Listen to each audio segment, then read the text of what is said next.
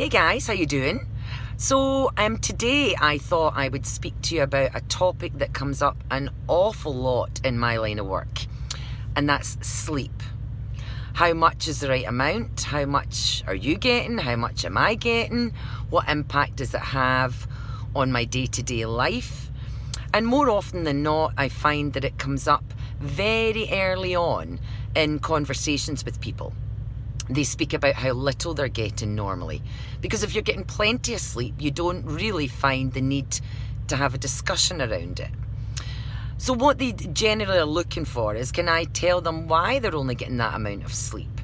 And I often ask them, well, why do you think you don't get that amount of sleep? So it can be a multitude of reasons, like they're maybe worrying about something or stressing about something, and that has a negative impact on their sleep. Or they maybe find that they're lying beside a partner who is snoring a lot, and that can maybe stop them from getting sleep. But what impact does it have on your day-to-day life?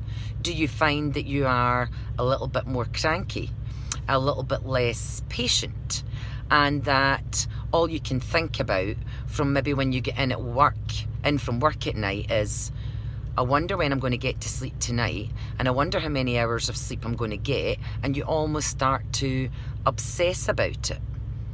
So when you were first brought into this world, you probably didn't struggle to sleep because you didn't know any different. But like a lot of behaviours, your sleeping pattern has become a learned behaviour. So if you've managed to survive on 3 to 4 hours sleep, for example, a night, then you maybe just have decided that that's all that you're ever going to get. But what about if you were to start telling yourself that you could get 6 or 7 hours sleep a night? What if you were to start changing the script? Start changing the story that you're telling yourself in your head? But what I find is people can really get quite obsessed. And then they wake up in the morning and they obviously don't feel very rested, so they don't then have the energy to carry out the day-to-day tasks that they feel that they need to carry out. So they then get into that cycle of not being able to get enough sleep, and every day just becomes a chore. And they find that all they're focusing on is how many hours they're going to get that night. So what's your nighttime routine like?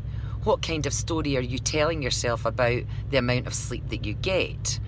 And do you find that often when you put your head in the pillow, your mind seems to waken right up? So the body feels tired and worn out and exhausted, but the mind is still very much, no, I've got a few more programs that I'm going to run in here, and I've got a few more things that I want to try and solve before I go to sleep that night. What about if you started to write them down? What about if you started to look for evidence on the things that you're worrying about?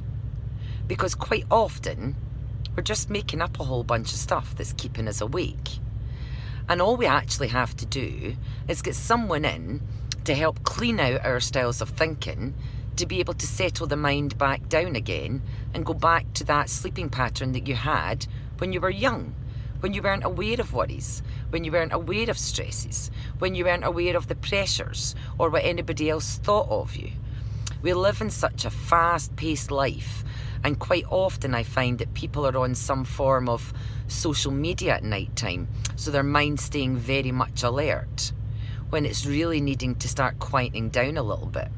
So do you go off to sleep with the telly on? Do you go off to sleep right before you finish looking at Facebook? And is that maybe part of what you're struggling with? Or is it what's going on in your life day to day that's keeping you awake? Are you trying to make yourself fit into a job that no longer fits? Or fit into a relationship that no longer fits? Or is it anxiety that keeps you awake because you have fears of the future? Is it maybe that you're suffering from a little bit of depression? Is it maybe something to do with your weight? Do you find that you just don't have the energy to choose the right foods the next day because you're not getting enough sleep? And that you're constantly chasing some kind of sugar hit just to give you the energy to get through the day-to-day stuff? So I wonder why your sleeping pattern is the way that it is. And I wonder if it could be like the rest of the people that I see and be solved pretty easily. Get in touch if I can help you with your sleep. Bye for now.